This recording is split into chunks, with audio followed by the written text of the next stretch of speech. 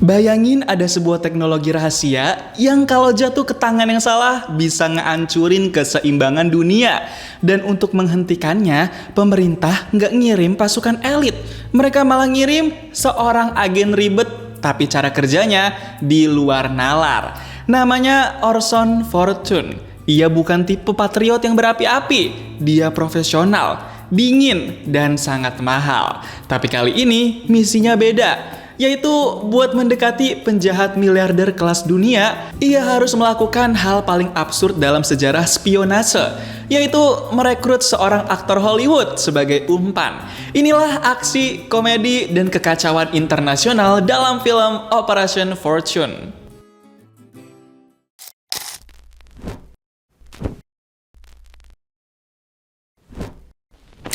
Bapak-bapak yang pakai jas satu ini namanya Nathan, diperanin sama Cary Elwes. Kita panggil aja Pak Nathan.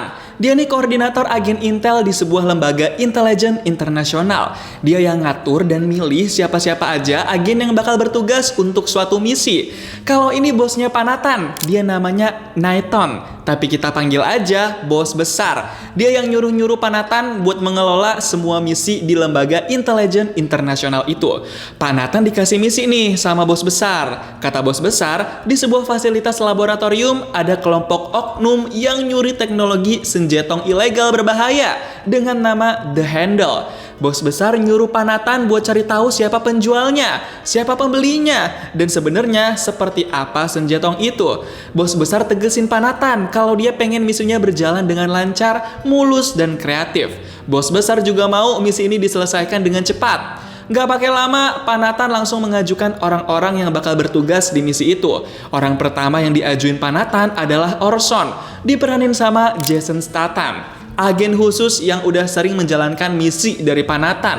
Awalnya, bos besar kurang srek gitu karena Orson selalu banyak permintaan dan tergolong ribet.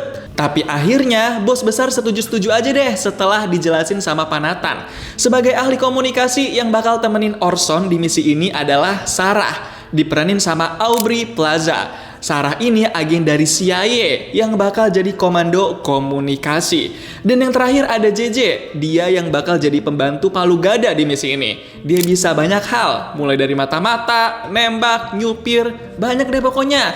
Jadi bakal ada 3 orang tim di misi kali ini. Gak pakai lama, Pak Nathan sama Orson langsung temuin Sarah dan JJ. Mereka saling kenalan lah di situ karena mereka sama-sama baru ketemu dan baru menjalankan suatu misi bersama-sama. Baru kenal tapi mereka udah gerak cepet banget. Sarah udah dapat informasi kalau di bandara kota Madrid, Spanyol itu ada seorang pembawa tas mencurigakan yang membawa harddisk. Jadi perlu segera dilacak harddisk itu mau dibawa kemana. What we got? Bagman coming in on a flight with a hard drive. We need to track him, see where he takes it. I'm going to keep an eye on you, feed you constructive information, play the right music. I'll control the turntables, you control the dance floor. Satset banget ya si Sarah, udah dapet suspek pertama aja tuh. Orson sama JJ beraksi di dalam bandara, sementara Sarah memantau dan mengomunikasikan pergerakan dari dalam pesawat. Kalau Pak Nathan bantu mantau juga dari dalam mobil di parkiran bandara. Keren-keren nih mereka berempat. Gak lama kemudian, Sarah udah mendeteksi seorang bapak-bapak tua yang jadi target mereka nih. Bapak tua itu pakai topi dan bawa tentengan tas kulit. Kata Sarah, di dalam tas kulit itu ada harddisk. Orson dan JJ harus bawa bapak tua itu ke dalam mobilnya Pak Nathan. Karena bapak tua itu cuma perantara, bukan ancaman atau musuh besar mereka. Gak lama kemudian juga, Orson udah ngeliat targetnya nih. Dia sama JJ bakal mengikuti bapak tua itu dan melakukan aksi mereka. Orson mulai turun ke bawah dan JJ juga udah di bawah. Tapi mereka ngerasa kayaknya bukan cuma tim mereka doang yang ada di situ. Mereka ngerasa ada tim lain yang lagi bergerak juga. Tiba-tiba Sarah ngerasa jaringan komputernya nge-lag. Kayak ada orang yang masuk ke sistemnya juga. Bingung dong dia. Pas denger informasi itu dari Sarah, Orson langsung punya firasat kalau tim yang lagi operasi juga di situ adalah timnya John, agen intel juga, tapi beda departemen sama mereka berempat. Orson tahu kalau John bisa ngelakuin kayak hack sistem gitu. Pak Nathan langsung bilang kalau misal John ada di situ, pasti Mike juga ada. Karena John satu departemen sama agen yang namanya Mike. Kok jadi tabrakan gini ya operasi misinya? Pas lagi jalan, ada 2 orang dari tim lain yang ngikutin Orson. Pas ketahuan, langsung aja tuh Orson hajar mereka berdua. Pada disetrum dah tuh sampai dua-duanya pingsan. Habis itu, si bapak tua udah keluar dari pintu bandara nih. Sarah langsung mengarahkan, Pak Nathan siapin mobil. Orson sama JJ siap-siap beraksi. Pas bapak tua itu mau diambil sama tim lain, Orson sama JJ langsung beraksi ngelawan orang-orang dari tim lain itu. Mereka bikin kalah tuh semuanya. Sampai akhirnya mereka bisa dapetin si bapak tua. Gak pakai lama, langsung mereka masukin ke mobil tuh si bapak tua. Bisa dapet dah tuh mereka. Pak Nathan langsung sambungin harddisk itu ke laptopnya buat ditransfer datanya ke laptop Sarah. Harus gerak cepet nih mereka. Pas lagi ricuh begitu, tiba-tiba bapak tua nyuruh mereka buat pergi ke restoran dan selamatin istrinya. Hugo, to the Duchess, table 12, 6 p.m. Save my wife.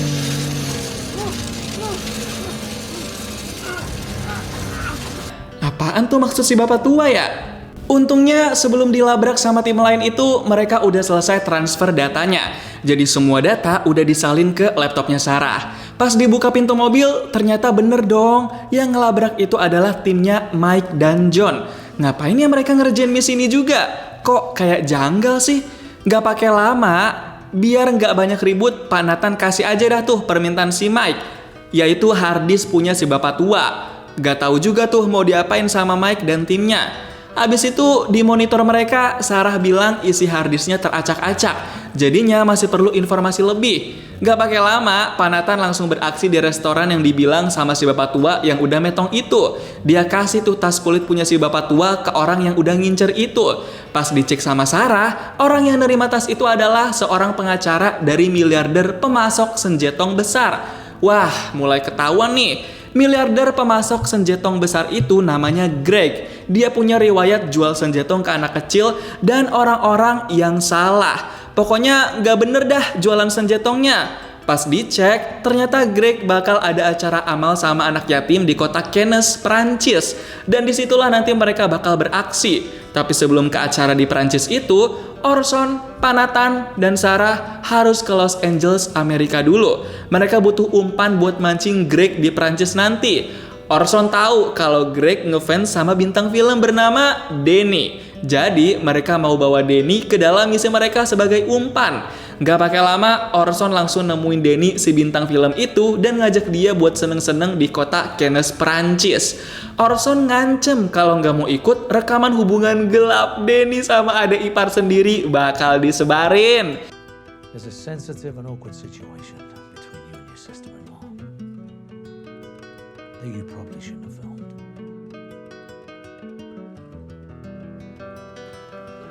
Jadi mau nggak mau nurut dah tuh si Denny sama Orson.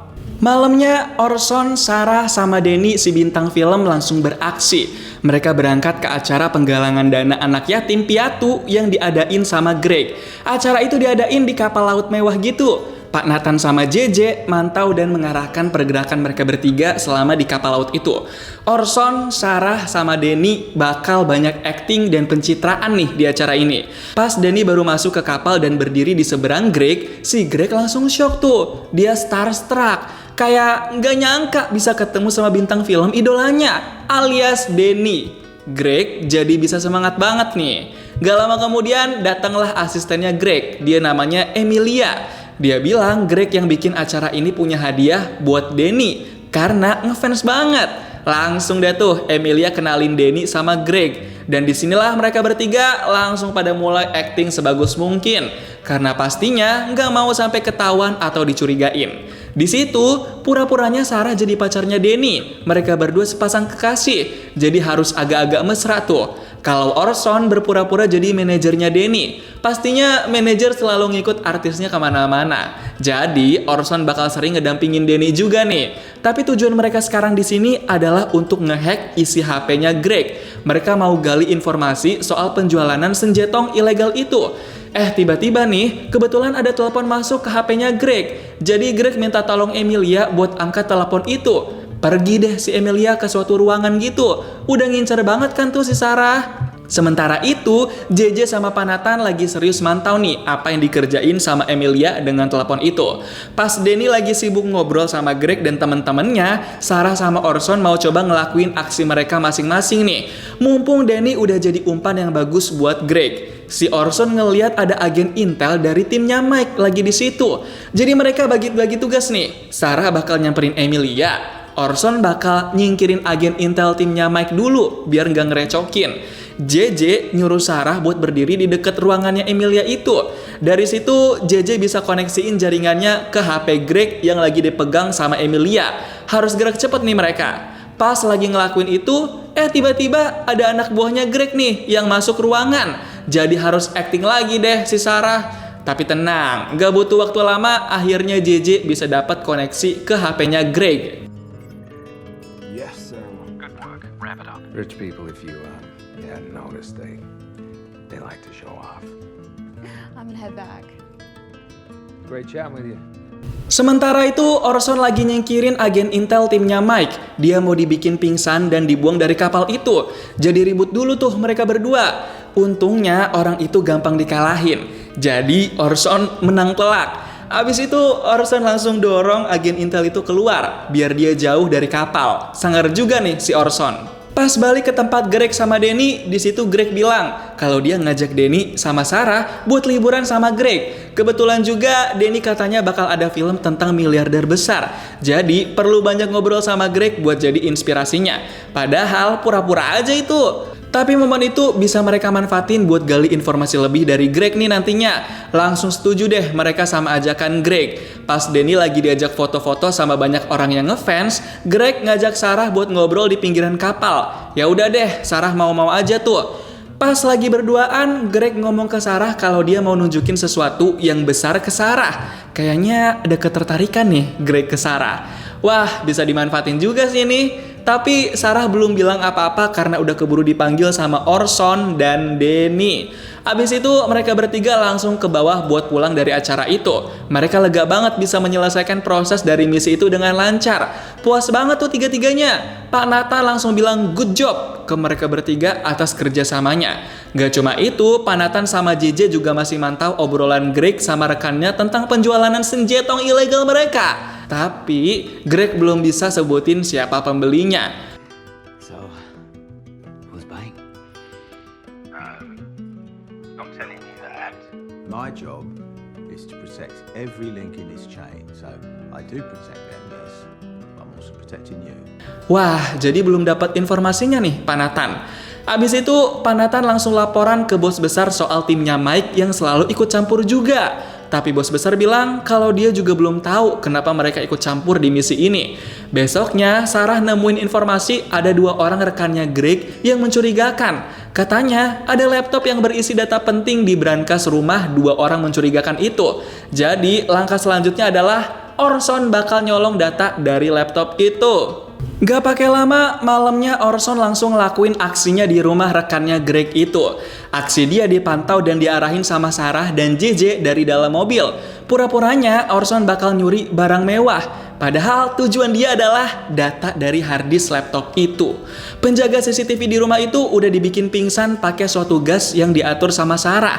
Jadi Orson bisa ngelakuin aksinya lebih tenang nih.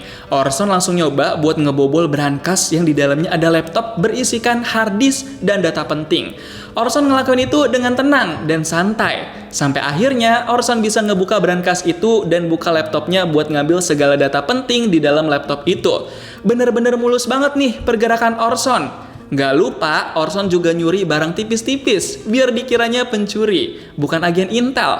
Pas udah selesai semuanya, sekarang saatnya Orson keluar dari rumah itu. Orson dijemput sama Sarah dan JJ. Mulus banget nih pergerakan dan kerja sama mereka. Emang cocok banget dah satu tim nih mereka. Langsung gas kabur dari situ. Besoknya pas dicek, di dalam data itu ada dokumen pembelian dan pembuatan akun gitu. Tapi mereka masih belum tahu nih siapa-siapa aja pembelinya dan kayak gimana bentukan senjatong ilegal itu. Karena dokumennya kayak masih abu-abu gitu. Saat itu juga JJ mendeteksi ada telepon masuk ke HP-nya Greg. Karena masih terkoneksi kan, jadinya masih bisa nguping juga nih. Di telepon itu Greg lagi ngobrol sama Kasim, orang pemerintah di Turki yang lagi datang ke rumahnya 2 orang rekan Greg yang habis dibobol sama Orson. Di situ Kasim ngelaporin kalau di rumah rekannya Greg ada pencuri semalam, jadi perlu hati-hati. Tapi Kasim bilang rencananya sama Greg tetap harus dijalanin. Dan saat itu juga Sarah nemuin info kalau Kasim ini punya markas rahasia di negara Turki. Jadi kayak ada sesuatu tersembunyi yang merupakan bagian dari rencana di markas itu. So where's this Qasim based? Antalya, Turkey. Gobble gobble. That's flying fowl with a W, not a U. Turkey borders Ukraine, hence flying fowl, flying to Turkey. Gak pakai lama, mereka langsung bersiap buat berangkat ke Turki dan cari tahu tentang markas itu dan juga tentang Kasim.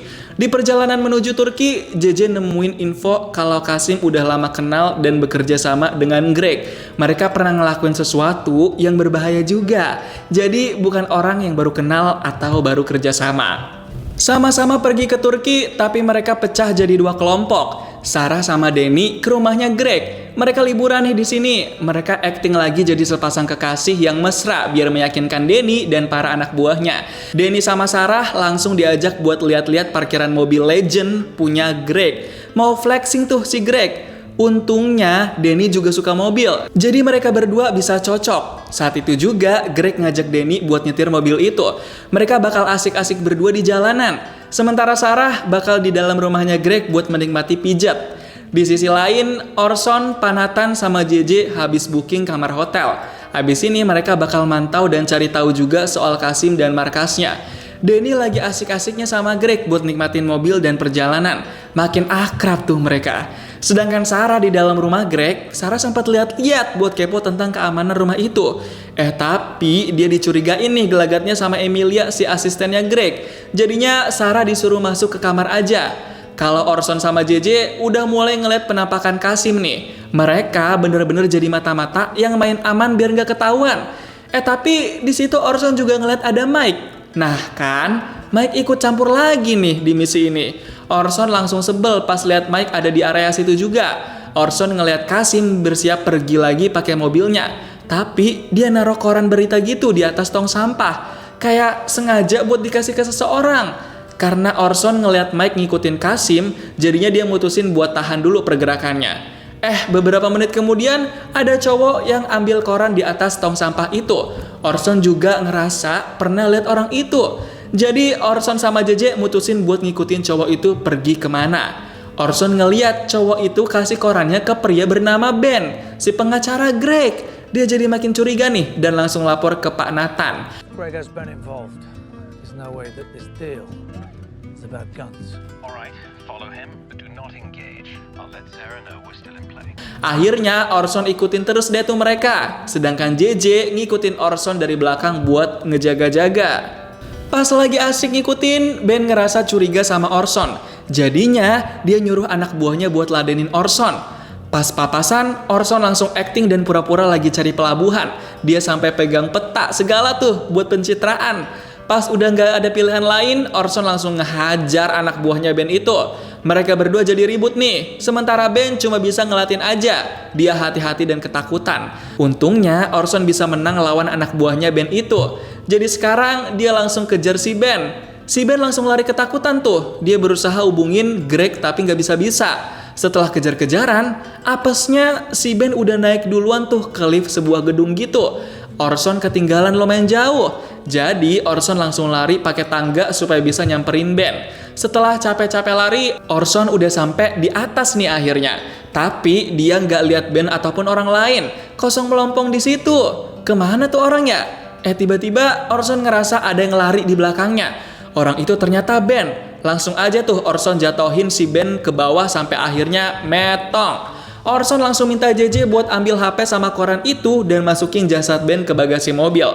Malamnya Sarah nyuri data lagi dari laptopnya Greg. Di situ ada data-data penting terkait pembuatan sistem kecerdasan buatan atau AI. Sarah langsung transfer data itu ke Pak Nathan.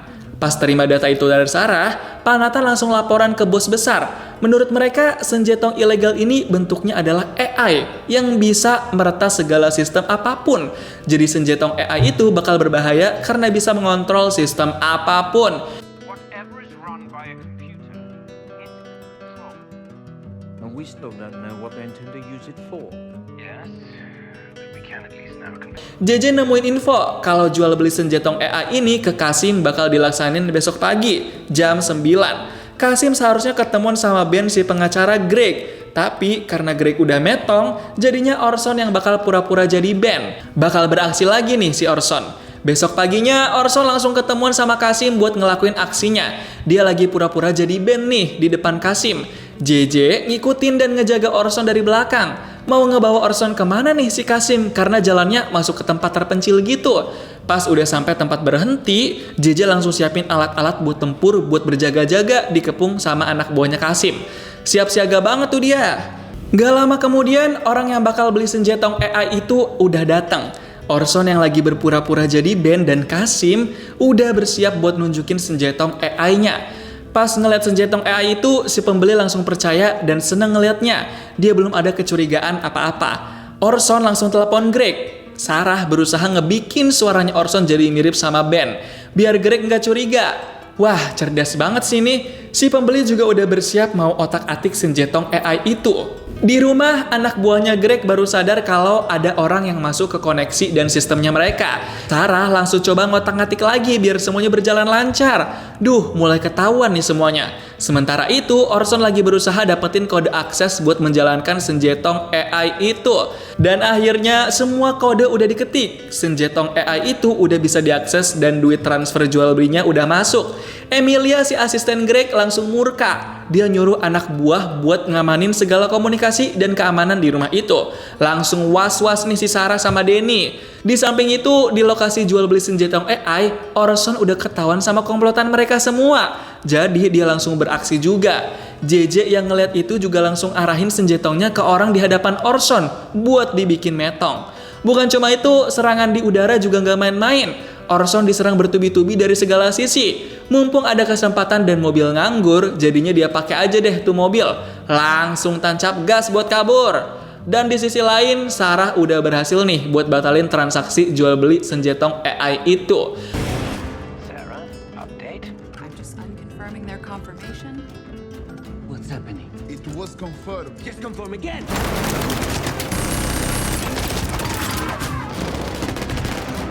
Pihak penjual langsung murka pas tahu transaksinya dibatalin. Mereka marah-marah tuh.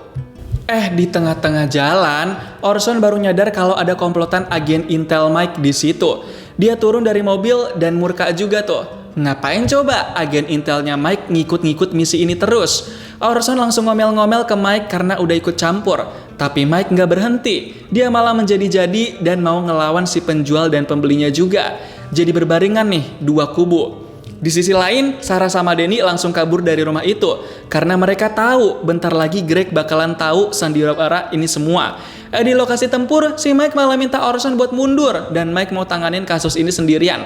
Mike mau ambil koper senjatong AI itu. Aneh banget kan? Pengen kuasain banget gitu. Greg yang ngeliat CCTV, Denny sama Sarah lagi kabur, langsung murka. Dia nyuruh Emilia dan anak buahnya buat kejar mereka. Mulai kejaran-kejaran lagi nih. Whoever the fuck that is, do it now. Do it now. Get after that car. Bring them back to me. Sementara itu, di lokasi tempur, Mike bikin metong si pembeli dan para komplotan. Dia pengen bawa koper senjatong AI itu. Gak lama kemudian, Mike langsung berangkat pakai helikopternya. Orson juga gak mau tinggal diem. Dia mau kejar Mike pakai helikopter juga sama JJ. Dia gak mau Mike jadi menyalahgunakan senjatong AI di koper itu. Harus gerak cepet nih si Orson. Di sisi lain, Denny sama Sarah lagi ngebut banget karena dikejar sama komplotannya Greg. Mereka mau nyamperin helikopternya Orson biar aman. Gak lama kemudian, mereka sampai juga di titik jemput helikopternya Orson. Untungnya mereka berhasil lolos tuh dari duarnya mobil yang gila banget. Mereka masih bisa selamat. Di dalam helikopter lewat monitor, Pak Nathan bilang kalau Mike kerja secara independen, bukan buat pemerintah manapun. Knighton has confirmed Michael's Not working for any government. He's been working independently. Ain't that a surprise? You need to track him down. You track him down. We go back to Greg's. Orson malah minta balik ke tempatnya Greg karena ada sesuatu yang perlu diobrolin. Sarah udah ketahuan nyuri banyak datanya Greg.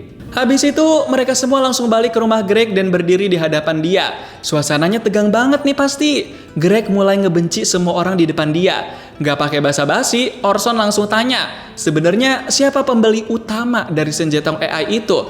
dan mau digunain untuk apa senjatong AI-nya. Greg bilang sebenarnya yang beli itu miliarder yang pernah ada di acara kapal laut dia waktu itu. Mereka pengen gunain senjatong AI-nya buat mengoyak dan ngehack sistem perbankan dunia. Mereka pengen menguasai keuangan dunia dan bikin banyak pihak sengsara. Abis itu, Pak Nathan langsung laporan ke bos besar soal tujuan terselubung digunainnya senjatong AI itu. The handle would be a financial atomic bomb. It'll create a digital glitch in the world's banking system. May last only a few minutes, but that'll be enough for trust to evaporate in conventional markets. Saat itu juga, bos besar langsung nyuruh Pak Nathan buat bikin timnya menyelesaikan misi ini. Malamnya, Sarah, Orson, dan JJ langsung beraksi buat menghentikan aksi pembeli senjatong AI itu. Biar nggak sampai ngehack sistem perbankan dunia. Mereka udah siap siaga banget nih. Danny sama Greg juga akan bantu misi ini biar si pembeli nggak membahayakan banyak orang. Udah siap juga nih mereka. Pas udah di lokasi, Orson langsung beraksi bikin metong petugas-petugas keamanan di area gedung situ. Orson bakal bergerak buat masuk nih sampai situasinya nanti aman. Sementara itu, Greg sama Danny udah masuk duluan, ketemu sama si pembeli. Greg punya akses khusus karena dia yang ngejual senjatong AI itu. Di situ ternyata juga ada Mike yang ngebantu si pembeli. Jadi selama ini Mike itu kerja buat ngebantu si pembeli nih. Gila banget kan ya? Di dalam ruangan itu, Greg coba ngulur waktu dengan ajak ngobrol panjang lebar si pembeli dan Mike, supaya mereka nggak pakai senjatong AI itu dulu.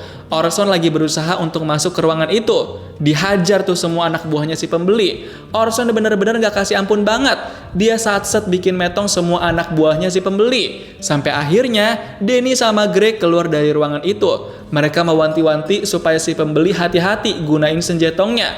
Karena nanti Greg bakal tahu juga apa yang bakal kejadian. Abis itu si pembeli jadi cekcok nih sama Mike karena ngerasa proses pembelian senjatong AI itu jadi nggak berjalan dengan mulus. Semuanya malah jadi berantakan. Mereka malah jadi ngadu domba satu sama lain tuh. Lama-kelamaan akhirnya Orson udah bisa masuk ke ruangan utama nih. Tapi dia shock. Di dalam udah banyak yang metong karena saling serang satu sama lain. Antara kubu Mike sama kubu si pembeli. Pas udah di dekat komputer operasional, Orson langsung nyuruh Sarah ngambil data itu dan ngebatalin proses senjatong AI itu. Dengan satset, akhirnya Sarah berhasil menyelesaikan itu. Pas ada Mike di belakang Orson, dia langsung ngehajar si Mike. Mereka ribut besar tuh. Mike pengen senjatong AI yang di koper itu. Orson udah berhasil ngerebut duluan. Don't do it, Mike. It's where it lies. Tanpa banyak bacot, Orson langsung bikin metong si Mike. Dia nggak mau Mike sampai ngelakuin apa-apa lagi. Orson langsung keluar gedung dan ketemu sama Sarah dan JJ. Mereka semua berhasil ngejalanin misi dan selamat nih. Keren emang paket combo mereka bertiga ini. Besok paginya, mereka langsung kasih koper senjatong AI itu ke Pak Nathan. Mereka berhasil menyelesaikan misi dengan bangga nih. Pak Nathan langsung memuji mereka bertiga tuh. Orson langsung kasih koper senjatong AI itu ke Pak Nathan. Beres sudah misi mereka. Film Operation Fortune mengajarkan kita bahwa nggak semua pahlawan berdiri di podium. Nggak semua penyelamat dunia muncul di berita. Beberapa dari mereka bekerja dalam bayangan, tanpa nama, tanpa pengakuan, dan mungkin itulah bentuk pengorbanan paling sunyi. Operation Fortune bukan hanya tentang aksi dan humor, tapi tentang profesionalisme, kepercayaan, dan strategi. Gimana nih pendapat kamu tentang film Operation Fortune? Coba tulis di kolom komentar dan kasih tahu kamu mau diceritain alur film apa selanjutnya.